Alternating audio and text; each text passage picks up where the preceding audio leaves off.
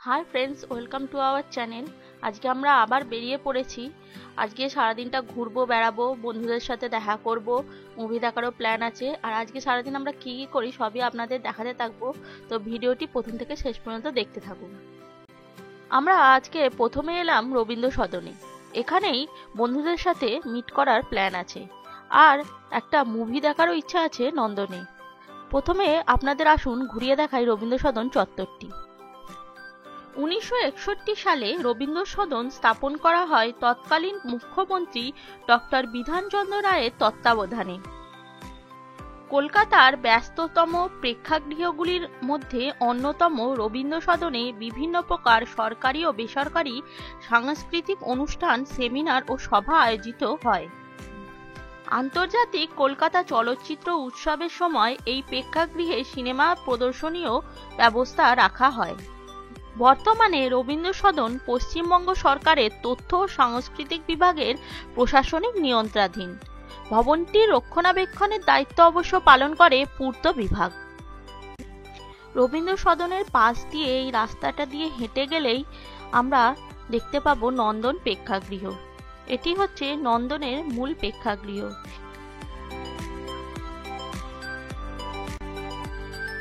2016 সালে মুখ্যমন্ত্রী মমতা ব্যানার্জির উদ্যোগে নন্দন প্রাঙ্গণটি নবরূপে সজ্জিত করা হয়েছে।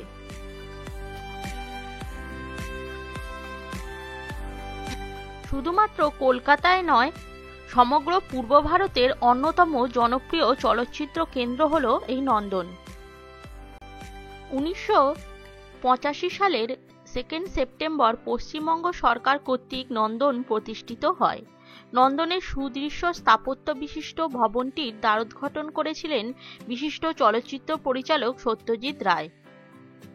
কলকাতা আন্তর্জাতিক চলচ্চিত্র উৎসবের প্রধান অনুষ্ঠানস্থল নন্দন।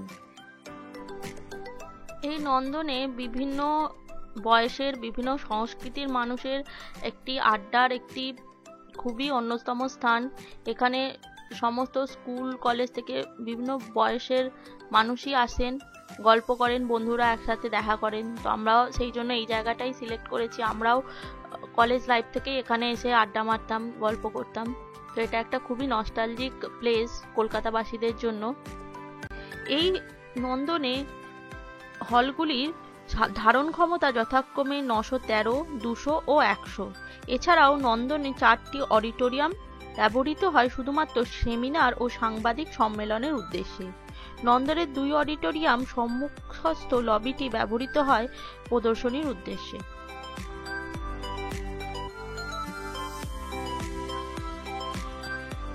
নন্দন সম্পর্কে অনেক কিছুই তো বললাম। এরপর আমরা যাচ্ছি সবাই মিলে মুভি দেখতে। আমাদের মুভি টাইম ছিল 1টা থেকে 3টে। তো আমরা এবার ভিতরে প্রবেশ করলাম। দেখতেই পাচ্ছেন নন্দনের ভিতরের অ্যাম্বিয়েন্সটা খুবই সুন্দর। সামনে এখানটা কিছু বসার জায়গা আছে, আর বিভিন্ন মুভি যেগুলো চলছে সেগুলোর পোস্টার এখানে সব আছে। ভিতরটা খুবই বড়, ভিতরের মানে বাইরের অডিটোরিয়ামটা আর কি। তো আমরা এখানে কিছুটা ফটোশ্যুট করে নিলাম। সবাই মিলে থাকলে তো বুঝতেই পাচ্ছেন ফটোশ্যুটটা মাস্ট। ভিতরটাও এখানে ভিতরটাও খুব সুন্দরভাবে সজ্জিত আছে। পুরনো বিভিন্ন মুভির পোস্টার, এছাড়াও পুরনো বিভিন্ন জিনিসপত্র দিয়ে এখানে খুব সুন্দরভাবে সুসজ্জিত আছে। দেখতেই পাচ্ছেন এখানেও এসে অনেকেই ফটোশ্যুট করছে, সেলফি নিচ্ছে, যে যার মতো করে মজা করছে। তো আমরা এবার হলের ভিতর ঢুকবো, আপনাদের দেখাতে থাকবো, ভিতরটাও আপনাদের দেখাবো। তো চলুন আমাদের সাথে।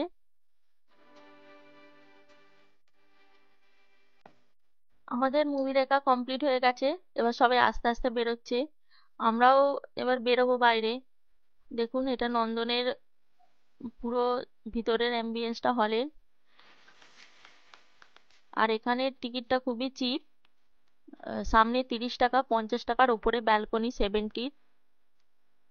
আমরা এবার বেরোবো, চলুন বাইরে গিয়ে আপনাদের সাথে দেখা হচ্ছে। মুভি শেষ হতে হতে প্রায় বিকাল হয়ে গেছিল, আর বাঙালিদের মন বিকাল হলেই চা চা করে। তো চা খাওয়ার উদ্দেশ্যে আমরা গিয়েছিলাম বলবন্ত সিং ইটিং হাউসে। এটি গুরুদুয়ারার কাছে, আর একটি চায়ের জন্য খুব বিখ্যাত। এখানে বিভিন্ন ধরনের চা, কফি, হট চকলেট ইত্যাদি পাওয়া যায়। তো আমরা এখানে কেসরি চায়ের অর্ডার দিয়েছিলাম, যেটা 70 রুপিস পার কাপ। তো আসুক চাটা, তারপর আপনাদের খেয়ে বলছি কিরকম চাটা হয়েছে।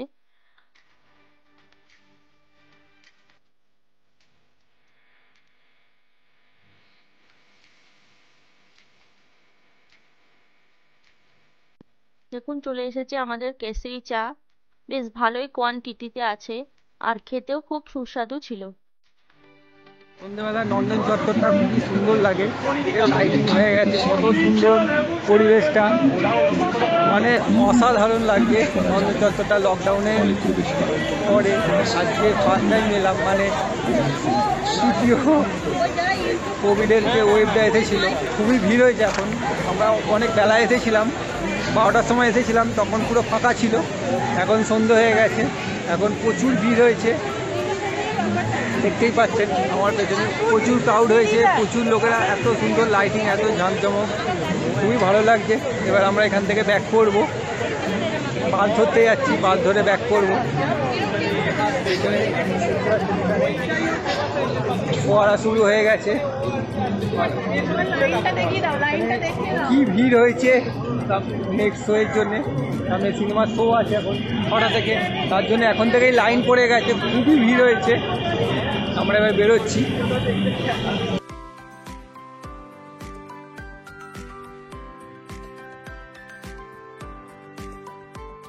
চা খেতে খেতে তো সন্ধেই হয়ে গেছিল প্রায়। তো বাড়ি ফেরার আগে সবাই মিলে ডিসাইড হলো যে ডিনারটা করেই যাব। তো কোথায় করব ভাবছি। সেই সময় সবাই মিলে ডিসাইড করলো আমরা যাব ক্যারি রোডের মুঘলে। তো আমরা তার জন্য বাসে উঠে পড়ছি। বাসে উঠে পড়ে আমরা নামবো ক্যারি রোডে। তো আপনাদের চলুন মুঘলে গিয়েই দেখাচ্ছি।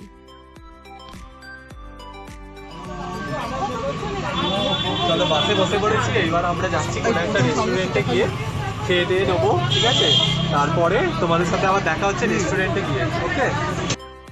মুঘলে এসে আমরা প্রথমেই স্টার্টারের জন্য নিয়ে নিয়েছিলাম চিকেন হরিয়ালি কাবাব। এখানে এক প্লেটে মোটামুটি 6টা কাবাব আছে আর দাম ছিল 150 টাকা। এখানে দেখতে পাচ্ছেন দুটো চাটনি দিয়েছিল পুদিনার, আর কাবাবটা বেশ ভালোই খেতে ছিল, স্মোকি ফ্লেভার ছিল, মোটামুটি ভালোই। এরপর আমরা মেন কোর্সে নিয়েছিলাম 3টে বিরিয়ানি আর একটা চিকেন বাটার মশলা।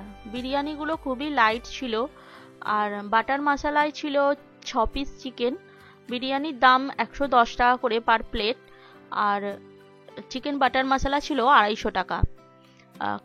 খাবারগুলো খুবই ভালো, বিরিয়ানিটা লাইট আর চিকেন বাটার মশলাটা একটু মিষ্টি মিষ্টি টেস্ট ছিল আর অনেকটাই গ্রেভি দিয়েছিল, কোয়ান্টিটিও খুব ভালো ছিল আর খেতেও মোটামুটি ভালোই ছিল। এছাড়াও আমরা নিয়েছিলাম লাচ্চা পরাঠা আর তার সাথে হাফ প্লেট মাটন কারি। লাচ্চা পরাঠা 30 টাকা করে পিস ছিল আর মাটন কারিটা 150 টাকা প্লেট ছিল। আর আমরা নিয়েছিলাম গ্রিন স্যালাড। মোটামুটি এখানে খাবার টেস্ট ওয়াইজ আর কোয়ান্টিটি ওয়াইজ খুবই ভালো। বিরিয়ানি খাচ্ছি, তো আলুটা দেখুন, এই যে এই একটা আলু দিয়েছে আর এখানে আরেকটা ছোট আলু দিয়েছে আর মাংসের পিসটা দেখতেই পাচ্ছেন, মোটামুটি হ্যাঁ বেশ বড় বলবো না, স্ট্যান্ডার্ড আর কি, অ্যাভারেজ। আর রাইসটা যা দিয়েছে একজনের ক্ষেত্রে ওকে, ইটস ওকে। আবার খেয়ে তারপরে দেখছি। আর এটা আমাদের চিকেন রেসমি কাবাব আছে, এটা আমাদের চিকেন রেসমি বাটার, চিকেন টিক্কা বাটার মশলা, আমি একটু ভুলে গেছি। আর এটা হচ্ছে আমাদের মটন কষা, তাই তো, মটন কষা। আর এদিকে গ্রিন সালাদ আছে, আমরা খাচ্ছি। মোটামুটি টেস্ট ভালোই আছে, কোনো অসুবিধা নেই, টেস্ট ভালো, ওকে।